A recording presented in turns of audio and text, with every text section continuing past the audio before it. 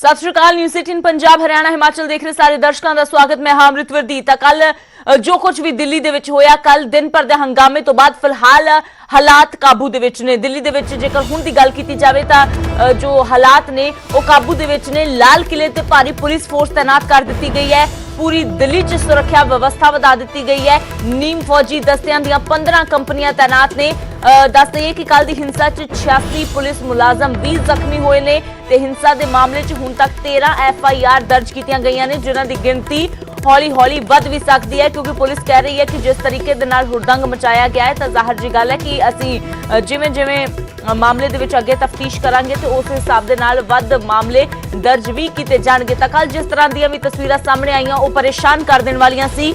कल लाल किले ते हुड़दंग जो मचाया गया, गेट तोड़ के अंदर एंट्री की गई तो उस तो बाद केसरी झंडा फहराया गया। उसनूं लैके हालांकि किसान जथेबंदियां दे विच भी रोस है। किसान जथेबंदियां भी सीधे तौर पर किनारा कर रही ने इन्हां हुड़दंगियां तो, कह रही ने कि इस तरह के आदेश नहीं दिते गए सी, बल्कि बार बार साफ स्पष्ट किया गया सी कि साडा मकसद जो लाल किले ते तिरंगा फहराना या फिर किसी थां ते जाके कब्जा करना नहीं है, बल्कि साडा जो मकसद सी वो शांतिपूर्वक तरीके नाल परेड कटना सी, जो कि नहीं हो पाया। ये तस्वीरां फिलहाल सवेर दियां दिखा रहे हैं। अज सवेर दियां लाल किले दियां तस्वीरां ने।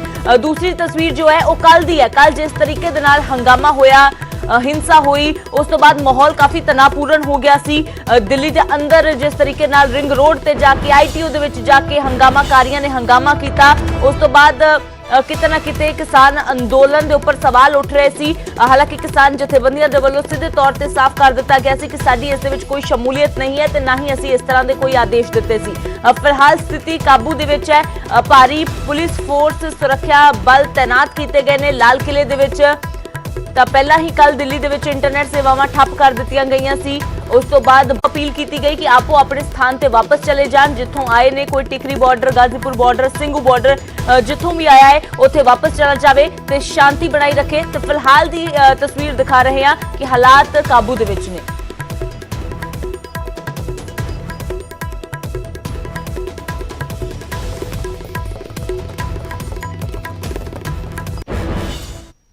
तो उधर कल के हंगामे तो बाद संयुक्त किसान मोर्चे ने अहम बैठक बुलाई है। अज 12 बजे सिंघू बॉर्डर ते अहम मीटिंग होने जा रही है। इस मीटिंग दे विच कल दी हिंसा दे बारे किसान चर्चा करनगे ते अगे दी रणनीति ते मंथन करनगे।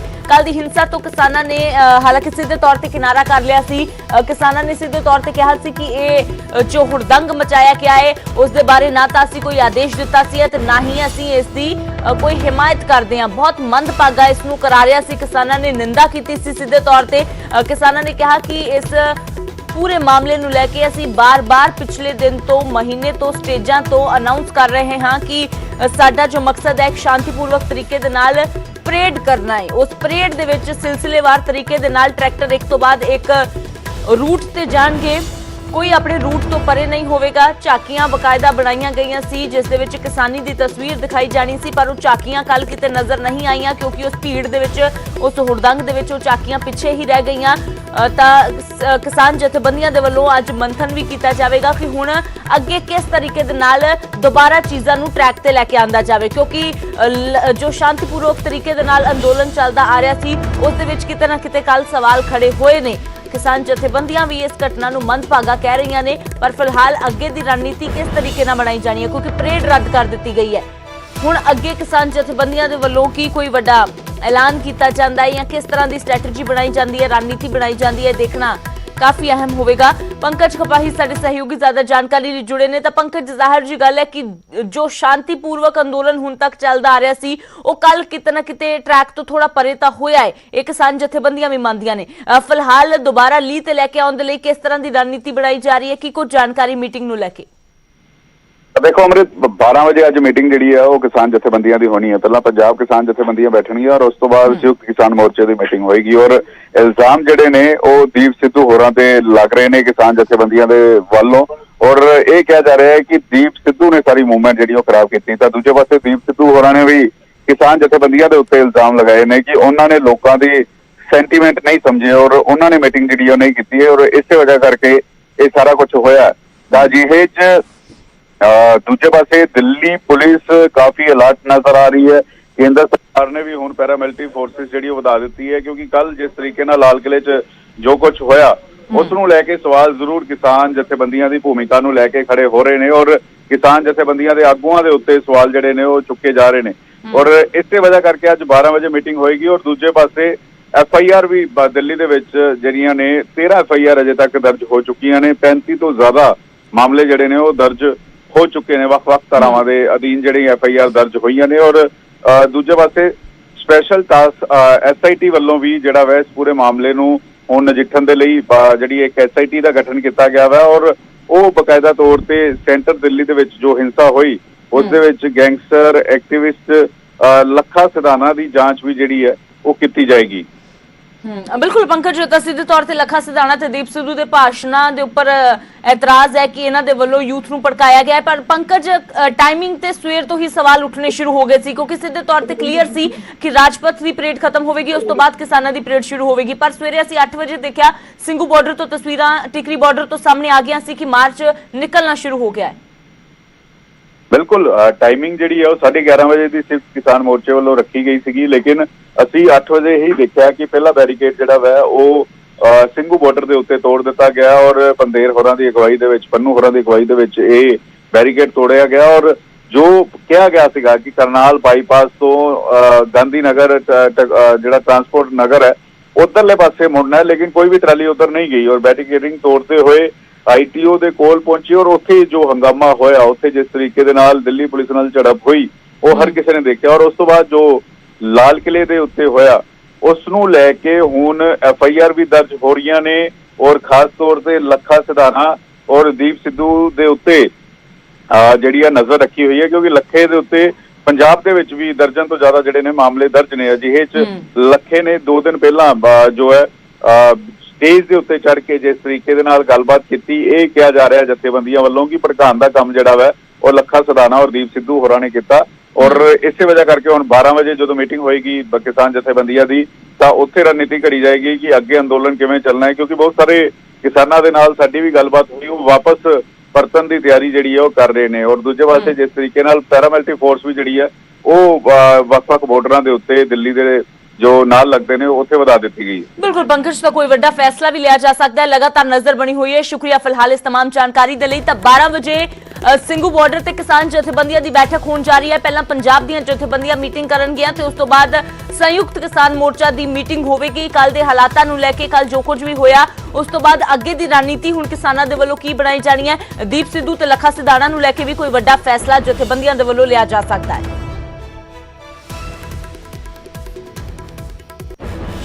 ਤਾਂ ਸਿੱਧੇ ਤੌਰ ਤੇ ਦੀਪ ਸਿੱਧੂ ਨਿਸ਼ਾਨੇ ਤੇ ਨੇ। ਦਿੱਲੀ ਹਿੰਸਾ ਨੂੰ ਲੈ ਕੇ ਸੰਯੁਕਤ ਕਿਸਾਨ ਮੋਰਚੇ ਦੇ ਵੱਲੋਂ ਵੀ ਦੀਪ ਸਿੱਧੂ ਤੇ ਸਵਾਲ ਖੜੇ ਕੀਤੇ ਗਏ ਨੇ, ਨਿਸ਼ਾਨੇ ਸਾਧੇ ਗਏ ਨੇ ਦੀਪ ਸਿੱਧੂ ਤੇ।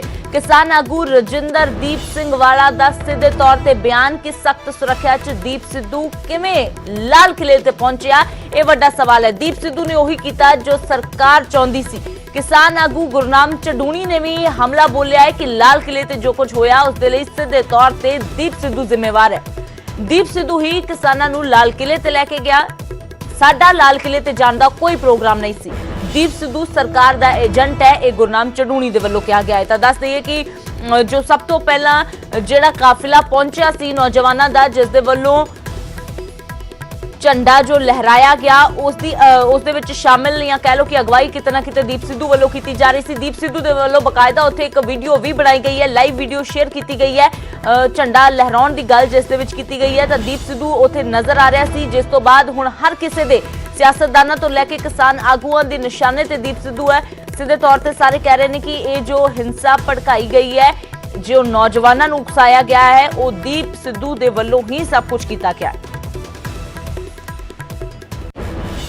ਵਰਗੇ ਬੰਦੇ ਉੱਥੇ ਜਾ ਕੇ ਬੋਲੇ ਆ, ਜਿਨ੍ਹਾਂ ਨੇ ਕੱਲ ਸਾਡੀ ਸਟੇਜ ਤੇ ਵੀ ਖੱਲ ਪਾਉਣ ਦੀ ਕੋਸ਼ਿਸ਼ ਕੀਤੀ ਆ ਔਰ ਲਗਾਤਾਰ ਗਰਾਊਂਡ ਤੇ ਉਹ ਜਨਤਾ ਨੂੰ ਭੜਕਾ ਰਹੇ ਸੀਗੇ ਔਰ ਵਿੱਚ ਬਹੁਤ ਸਾਰੇ ਬੰਦੇ ਪਲਾਂਟ ਕੀਤੇ ਹੋਏ ਸੀਗੇ। ਸਭ ਕੁਝ ਉਹਨਾਂ ਦਾ ਸਰਕਾਰ ਦੇ ਇਸ਼ਾਰੇ ਤਹਿਤ ਹੋਇਆ, ਜਿੰਦੇ ਨਾਲ ਕਿਸਾਨ ਜਥੇਬੰਦੀਆਂ ਦਾ ਕੋਈ ਤਾਲੁਕਾਤ ਨਹੀਂਗਾ। ਔਰ ਅਸੀਂ ਇਹੀ ਲੋਕਾਂ ਨੂੰ ਬੇਨਤੀ ਕਰਦੇ ਆ ਕਿ ਉਹ ਸ਼ਾਂਤਮਈ ਤਰੀਕੇ ਨਾਲ ਮਾਰਚ ਕਰਕੇ ਆਪਣੇ ਪਹਿਲਾਂ ਟਿਕਾਣੇ ਤੇ ਪਹੁੰਚਣ। ਜਿਹੜੀ ਅੱਜ ਦੀ ਕਿਸਾਨ ਪਰੇਡ ਸੰਯੁਕਤ ਮੋਰਚੇ ਵੱਲੋਂ ਰੱਖੀ ਗਈ ਸੀ, ਅਸੀਂ ਸਾਰੇ ਕਿਸਾਨਾਂ ਦਾ ਧੰਨਵਾਦ ਕਰਦੇ ਹਾਂ ਜਿਨ੍ਹਾਂ ਨੇ ਉਸ ਪਰੇਡ 'ਚ ਸ਼ਾਂਤੀਪੂਰਨ ਤਰੀਕੇ ਨਾਲ ਆਪਣਾ ਹਿੱਸਾ ਪਾਇਆ ਤੇ ਦੂਜਾ ਜਿਹੜਾ ਬਾਕੀ ਦਾ ਉੱਥੇ ਜਿਹੜਾ ਘਟਨਾਕ੍ਰਮ ਹੋਇਆ ਆਪਣੇ ਲਾਲ ਕਿਲੇ ਦਾ ਤੇ ਜਾਂ ਬੈਰੀਕੇਡ ਭੰਨਣ ਦਾ, ਉਹ ਸਾਡੇ ਸੰਯੁਕਤ ਮੋਰਚੇ ਦਾ ਨਾ ਪ੍ਰੋਗਰਾਮ ਸੀ, ਨਾ ਉਹਦੇ 'ਚ ਅਸੀਂ ਹਿੱਸਾ ਬਣੇ ਆ ਤੇ ਨਾ ਉਹਦੀ ਅਸੀਂ ਨਿੰਦਾ ਕਰਦੇ ਹਾਂ, ਕਿਉਂਕਿ ਉਹ ਸਾਡਾ ਪ੍ਰੋਗਰਾਮ ਨਹੀਂ ਸੀਗਾ। ਪ੍ਰੋਗਰਾਮ ਸਾਡਾ ਜਿਹੜਾ ਰੋਡ ਮੈਪ ਪੁਲਿਸ ਨਾਲ ਬਣਿਆ ਹੋਇਆ ਸੀ, ਉਹਦੇ ਉੱਤੇ ਸਾਡਾ ਰੂਟ ਸੀ ਤੇ ਰੂਟ ਪੂਰਾ ਕਰਕੇ ਅਸੀਂ ਉਹ ਪੂਰਾ ਕੀਤਾ। ਤੇ ਅਸੀਂ ਇਹ ਕਹਿਣਾ ਚਾਹੁੰਦੇ ਆ ਵੀ ਜਿਹੜੇ 60 ਦਿਨਾਂ ਦੇ ਸਾਡੇ ਬਜ਼ੁਰਗ, ਸਾਡੀਆਂ ਮਾਵਾਂ, ਸਾਡੇ ਬੱਚੇ ਸੜਕਾਂ ਦੇ ਉੱਤੇ ਬੈਠੇ ਸੀ, ਕੀ ਆ 2-4 ਦਿਨ 'ਚ ਆਏ ਹੋਏ ਲੋਕ, ਕੀ ਇਹ ਸੰਘਰਸ਼ ਇਹਨਾਂ ਦਾ ਵੱਡਾ ਹੋ ਗਿਆ? ਜਿਹੜੀ ਇਹਨਾਂ ਨੇ ਕਾਰਵਾਈ ਅੱਜ ਕੀਤੀ ਆ, ਕੀ ਆਉਣ ਵਾਲੇ ਸਮੇਂ ਦੇ ਵਿੱਚ ਜੇ ਅਸੀਂ ਕਿਸਾਨੀ ਸੰਘਰਸ਼ ਫੇਰ ਹੁੰਨੇ ਆ, ਕੀ ਇਹਨਾਂ ਦੇ ਜੁੰਮੇ ਨਹੀਂ ਹੋਊ?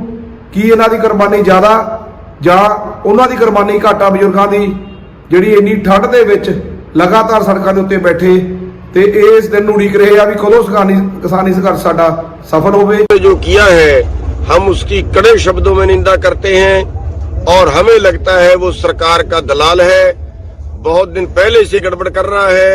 हर बार जो किसान नेता है उनके विरुद्ध बोलता है, भड़काता है उनके खिलाफ, हर बार का यही काम है और किया वो अति निंदनीय है। हमारा लाल किले पे जाने का कोई प्रोग्राम नहीं था, वो बागी होके गया है और लोगों को भी उसके जो बहकावे में इस बात पे आगे कि हम रिंग रोड पे जाएंगे, लोगों को भी ये मालूम नहीं था कि लाल किले पे जाएगा, तो हम उसकी कड़े शब्दों में निंदा कर। ਤਾਂ ਸਿੱਧੇ ਤੌਰ ਤੇ ਦੀਪ ਸਿੱਧੂ ਇਸ ਵੇਲੇ ਨਿਸ਼ਾਨੇ ਤੇ ਹੈ। ਉਧਰ ਹਿੰਸਾ ਭੜਕਾਉਣ ਦੇ ਇਲਜ਼ਾਮਾਂ ਤੇ ਦੀਪ ਸਿੱਧੂ ਨੇ ਵੀ ਜਵਾਬ ਦਿੱਤਾ ਹੈ। ਦੀਪ ਸਿੱਧੂ ਨੇ ਸੰਯੁਕਤ ਕਿਸਾਨ ਮੋਰਚੇ ਤੇ ਹੀ ਉਲਟਾ ਸਵਾਲ ਚੁੱਕ ਦਿੱਤੇ ਨੇ। ਕਿਹਾ ਕਿਸਾਨ ਆਗੂਆਂ ਨੇ ਸੰਗਤ ਦੀਆਂ ਭਾਵਨਾਵਾਂ ਨਹੀਂ ਸਮਝੀਆਂ, ਜੇ ਭਾਵਨਾਵਾਂ ਸਮਝਦੇ ਤਾਂ ਇਹ ਸਭ ਨਾ ਹੁੰਦਾ। ਦੀਪ ਸਿੱਧੂ ਨੇ ਕਿਹਾ ਮੇਰੇ ਤੇ ਲਗਾਏ ਗਏ ਹਿੰਸਾ ਭੜਕਾਉਣ ਦੇ ਇਲਜ਼ਾਮ ਗਲਤ ਨੇ। ਲਾਲ ਕਿਲੇ ਤੇ ਮੇਰੇ ਪਹੁੰਚਣ ਤੋਂ ਪਹਿਲਾਂ ਹੀ ਲੱਖਾਂ ਲੋਕ ਸੀ, ਮੈਂ ਨਾ ਕਿਸੇ ਨੂੰ ਭੜਕਾਇਆ, ਨਾ ਹੀ ਕੋਈ ਹਿੰਸਾ ਕੀਤੀ, ਕਿਤੇ ਸਰਕਾਰੀ ਸੰਪत्ति ਨੂੰ ਕੋਈ ਨੁਕਸਾਨ ਨਹੀਂ ਪਹੁੰਚਾਇਆ। ਤਾਂ ਜਿੱਥੇ ਕਿਸਾਨ ਜਥੇਬੰਦੀਆਂ ਦੇ ਵੱਲੋਂ ਦੀਪ ਸਿੱਧੂ ਨੂੰ ਇਸ ਸਭ ਦੇ ਲਈ ਜ਼ਿੰਮੇਵਾਰ ਠਹਿਰਾਇਆ ਜਾ ਰਿਹਾ ਹੈ, ਤਾਂ ਦੂਜੇ ਪਾਸੇ ਦੀਪ ਸਿੱਧੂ ਦੇ ਵੱਲੋਂ ਪਲਟਵਾਰ ਕਰਦਿਆਂ ਕਿਸਾਨਾਂ ਦੇ ਪਾਲੇ ਵਿੱਚ ਹੀ ਗੇਂਦ ਸੁੱਟ ਦਿੱਤੀ ਗਈ ਹੈ। ਕਿਹਾ ਹੈ ਕਿ ਕਿਸਾਨ ਜਥੇਬੰਦੀਆਂ ਨੇ ਸੰਗਤ ਦੀਆਂ ਭਾਵਨਾਵਾਂ ਨਹੀਂ ਸਮਝੀਆਂ, ਇਸੇ ਲਈ ਜੋ ਸਭ ਕੁਝ ਕੱਲ ਹੋਇਆ, ਜੇਕਰ ਸਮਾਂ ਰਹਿੰਦੇ ਸਮਝਿਆ ਹੁੰਦਾ ਕਿਸਾਨ ਜਥੇਬੰਦੀਆਂ ਨੇ ਤਾਂ ਇਹ ਸਭ ਕੁਝ ਨਾ ਹੁੰਦਾ। संघर्ष चल रहा हो या ऐसे प्रोटेस्ट चल रहे हैं, उसमें फ्लेयर अप हो जाता है। सिचुएशन जो हुई उसमें वो गुस्सा फ्लेयर अप हो गया और इसमें किसी एक शख्सियत को अगर आप बोलें भी उसने भड़काहट की है, तो कभी भी संघर्ष, इतना बड़ा संघर्ष वो किसी एक शख्सियत या एक व्यक्ति के ऊपर डिपेंड नहीं होता। इस बात को समझना बड़ा ज़रूरी है। दिल्ली के चार तरफ से बॉर्डर जो हमारे किसान जथेबंदियां या हमारे लोग हैं, उन्होंने चारों तरफ से वो बॉर्डर एक ऑब्स्टैकल जो वहाँ बैरिकेड की हुई थी, बैरिकेडिंग उसको तोड़ के आगे बढ़े, उसको तोड़कर आगे बढ़े और वो सब जैसे हम सब रेड फोर्ट की लाल किले की तरफ चले गए। सो जब रेड फोर्ट की तरफ गए तो एक सिंबॉलिकली अपना रोष, अपना प्रोटेस्ट, अपना विरोध दर्ज करवाने के लिए जो नए कृषि कानून बने हैं उसको दर्ज करवाने के लिए हमने वहाँ निशान साहब भी लगाया, हमने किसान झंडा भी हमारा लगाया, किसान मजदूर एकता का नारा भी बुलंद किया। इसलिए किया और पीछे उसके तिरंगा लगा हुआ है। सो जिस पोस्ट पे हमने झंडे लगाए उस पोस्ट के ऊपर कोई झंडा नहीं था और ये झंडा हमारी इस देश की डाइवर्सिटी, जो हमारी डाइवर्सिटी है उसकी पहचान है। देखिए आप डाइवर्सिटी को इस तरह मत देखिए भी यूनिटी इन डाइवर्सिटी। डाइवर्सिटी का एक्चुअल मीनिंग जो यूनिटी इन डाइवर्सिटी या हमारे गुरु साहिबान या श्री गुरु ग्रंथ साहब से हमने सीखा है, different but equal. So different but equal जो डाइवर्सिटी है उसको समझने की कोशिश कीजिए। सो इस देश की एकता और अखंडता के ऊपर किसी ने सवाल नहीं उठाए हैं, किसी ने वहाँ से फिरकू और भड़काने वाली बातें नहीं की हैं। लाखों लोगों ने, इतनी बड़ी मोबिलाइजेशन हुई, लाखों लोग इस बहाव में बहे। वो एक ऐसा बहाव है, अगर आप उस बहाव को नहीं समझेंगे और उसको आज की घटना को आइसोलेशन में देखने लगेंगे तो हम बहुत बड़ी गलती कर जाएंगे। ये एक पहले जो प्रोसेस चल रहा था उसकी कंटिन्यू। ਤਾਂ ਦੀਪ ਸਿੱਧੂ ਦੇ ਵੱਲੋਂ ਆਪਣੇ ਤੇ ਲੱਗੇ ਸਾਰੇ ਇਲਜ਼ਾਮਾਂ ਨੂੰ ਨਕਾਰ ਦਿੱਤਾ ਗਿਆ ਹੈ ਤੇ ਸਾਰਾ ਇਲਜ਼ਾਮ ਜੋ ਹੈ ਕੱਲ ਦੀ ਜੋ ਵੀ ਹਾਲਾਤ ਬਣੇ ਨੇ ਉਸ ਦੇ ਲਈ ਕਿਸਾਨ ਜਥੇਬੰਦੀਆਂ ਨੂੰ ਜ਼ਿੰਮੇਵਾਰ ਠਹਿਰਾਇਆ ਹੈ। ਗੱਲ ਕਰਦੇ ਹਾਂ ਕੋਵਿਡ-19 ਮਹਾਮਾਰੀ ਦੀ, ਜਿਸ ਨੇ ਆਪਸੀ ਨਿਰਭਰਤਾ ਦੀ ਭਾਵਨਾ ਨੂੰ ਮਜ਼ਬੂਤ ਕੀਤਾ ਹੈ ਤਾਂ ਜੋ ਪੂਰਾ ਦੇਸ਼ ਇਸ ਮੁਸੀਬਤ ਦਾ ਇਕਜੁੱਟ ਹੋ ਕੇ ਮੁਕਾਬਲਾ ਕਰ ਸਕੇ। ਵੈਕਸੀਨੇਸ਼ਨ ਦੇ ਆਗਾਜ਼ ਤੋਂ ਬਾਅਦ ਜ਼ਰੂਰਤ ਹੋਵੇਗੀ ਕਿ ਅਸੀਂ ਆਪਣਾ ਮੋਹਰੀ ਯੋਗਦਾਨ ਦਈਏ। ਨੈਟਵਰਕ 18 ਇਸ ਮੁਹਿੰਮ 'ਚ ਹਰ ਕਦਮ ਤੇ ਤੁਹਾਡੇ ਨਾਲ ਹੈ, ਕਿਉਂਕਿ ਜਦੋਂ ਤੱਕ ਸਾਰੇ ਸੁਰੱਖਿਅਤ ਨਹੀਂ ਹੁੰਦੇ ਉਦੋਂ ਤੱਕ ਕੋਈ ਵੀ ਸੁਰੱਖਿਅਤ ਨਹੀਂ ਹੋਵੇਗਾ। ਇਸੇ ਸੋਚ ਦੇ ਆਧਾਰ ਤੇ ਕੈਂਪੇਨ ਸੰਜੀਵਨੀ ਦਾ ਉਦੇਸ਼ ਇਹ ਸੁਨਿਸ਼ਚਿਤ ਕਰਨਾ ਹੈ ਕਿ ਵੈਕਸੀਨ ਪਾਉਣਾ ਸਾਰੇ ਭਾਰਤੀਆਂ ਦਾ ਅਧਿਕਾਰ ਹੈ।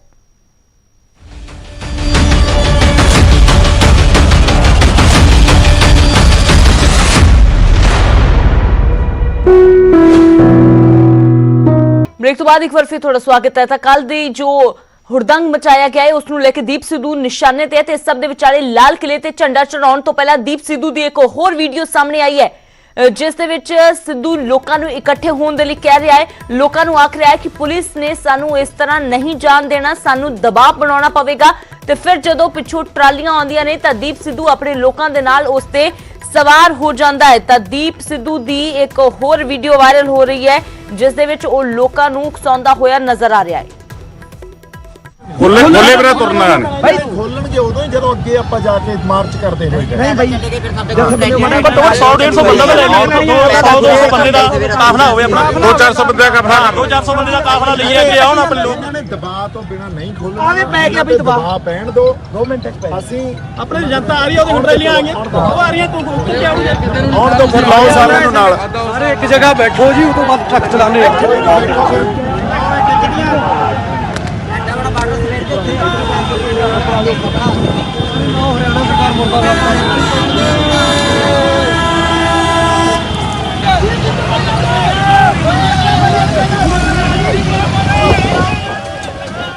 ਤਾਂ ਦੀਪ ਸਿੱਧੂ ਨਜ਼ਰ ਆ ਰਿਹਾ ਹੈ ਇੱਕ ਕਾਫਲੇ ਦੀ ਅਗਵਾਈ ਕਰਦਾ ਹੋਇਆ ਤੇ ਜਦੋਂ ਹੀ ਪਿੱਛੋਂ ਟਰੈਕਟਰ ਟਰੱਕ ਆਉਣੇ ਸ਼ੁਰੂ ਹੁੰਦੇ ਨੇ ਤਾਂ ਉਹਨਾਂ ਦੇ ਵਿੱਚ ਸਵਾਰ ਹੋ ਜਾਂਦਾ ਹੈ ਤੇ ਉਸ ਤੋਂ ਬਾਅਦ ਲਾਲ ਕਿਲੇ ਤੇ ਜਾ ਕੇ ਝੰਡਾ ਚੜਾਇਆ ਜਾਂਦਾ ਹੈ। ਫਿਲਹਾਲ ਇੱਕ ਛੋਟੇ ਜਿਹੇ ਬ੍ਰੇਕ ਦੇ ਲਈ ਰੁਕਦੇ ਹਾਂ।